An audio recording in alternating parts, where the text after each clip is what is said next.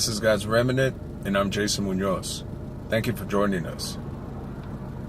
We're going to go over some scripture today, go over some topics that are a little bit taboo and that are not widespread. All right. So before we do that, let us bow our heads and ask God for protection and the gift of discernment. Abba, blessed is you, Creator of heaven and earth.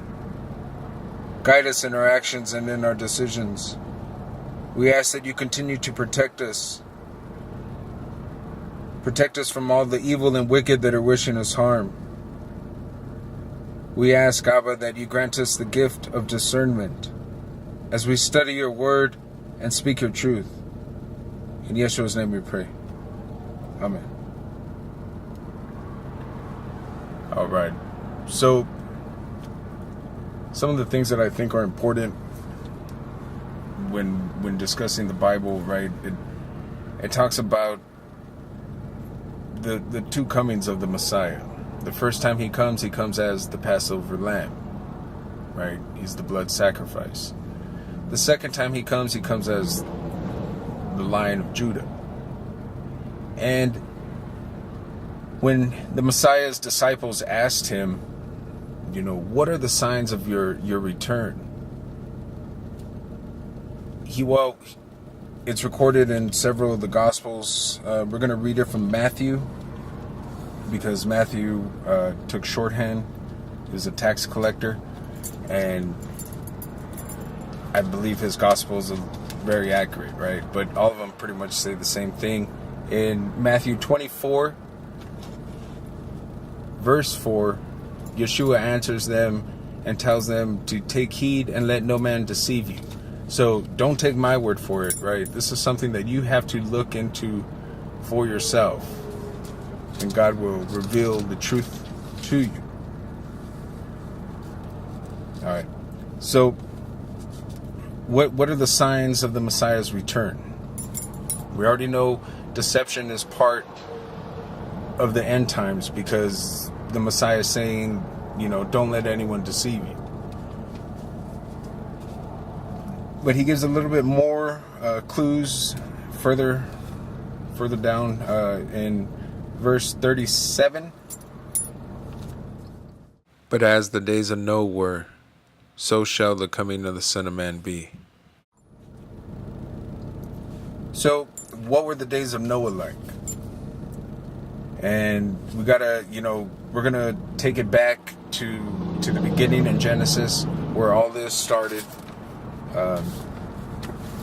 Because all this deception, everything is part of Lucifer's plan. All right.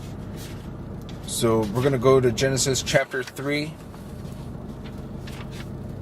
And what's going on in Genesis chapter 3 is this is the punishment phase, because Adam and Eve had just sinned in the Garden of Eden, right?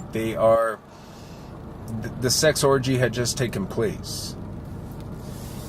And you might say, oh, Jason, that's foolish, but we got to remember if you want to get like a view on how God views punishment, or how he used to view punishment before he sent the Messiah, take a look at Leviticus, where it says an eye for an eye, right? So the punishment has a direct correlation with the crime that was committed. All right.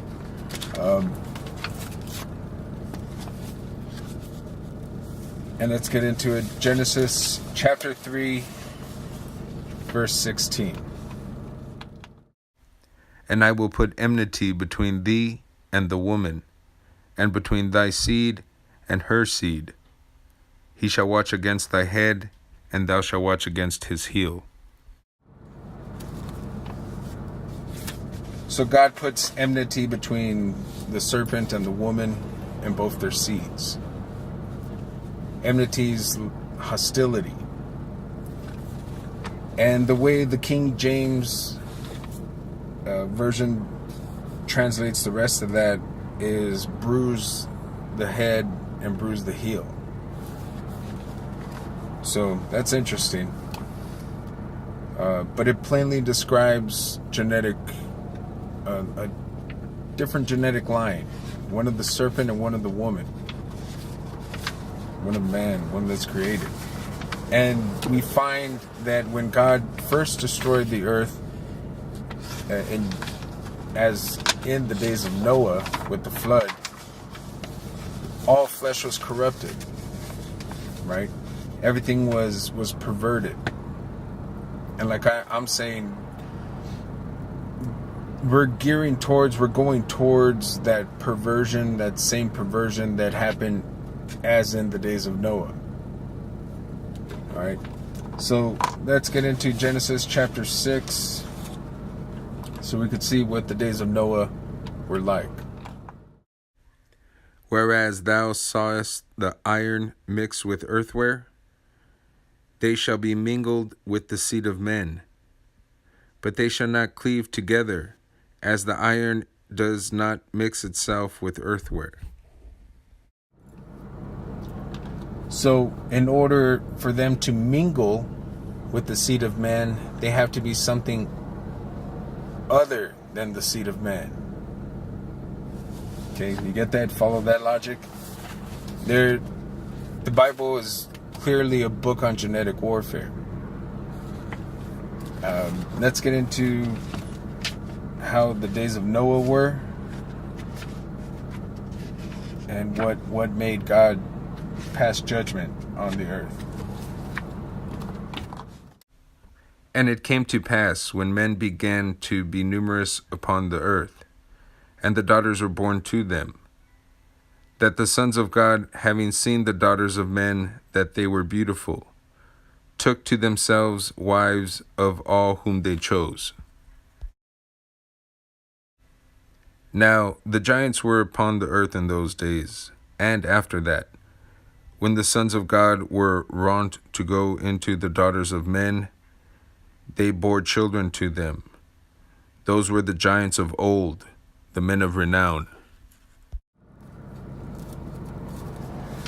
What's interesting here is the word giants. The word giants, we get it from gigantes in the Greek. Now, gigantes doesn't mean that they were, giant. Gigantes means earthborn.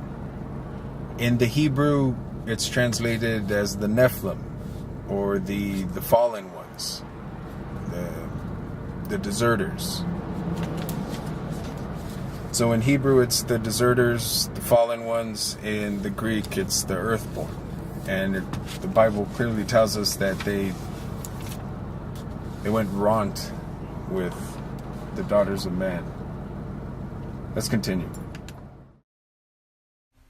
And the Lord God, having seen that the wicked actions of men were multiplied upon the earth, and that everyone in his heart was intently brooding over evil continually, then God laid it to the heart that he had made man upon the earth, and he pondered it deeply. And God said, I will blot out man whom I have made from the face of the earth, even men with cattle, and reptiles with flying creatures of the sky, for I am grieved that I have made them. But Noah found grace before the Lord God, and these are the generations of Noah.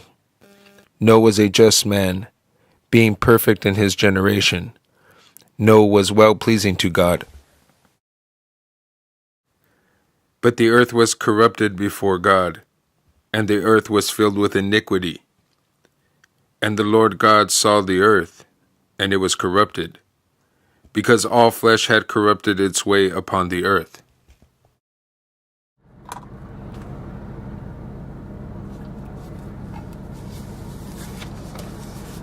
So the first time God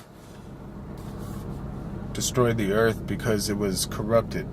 All flesh was corrupted. And there was a lot of iniquity, a lot of evil. When you desensitize people, when you give them like that no hope, no, they demoralize people. They corrupt them.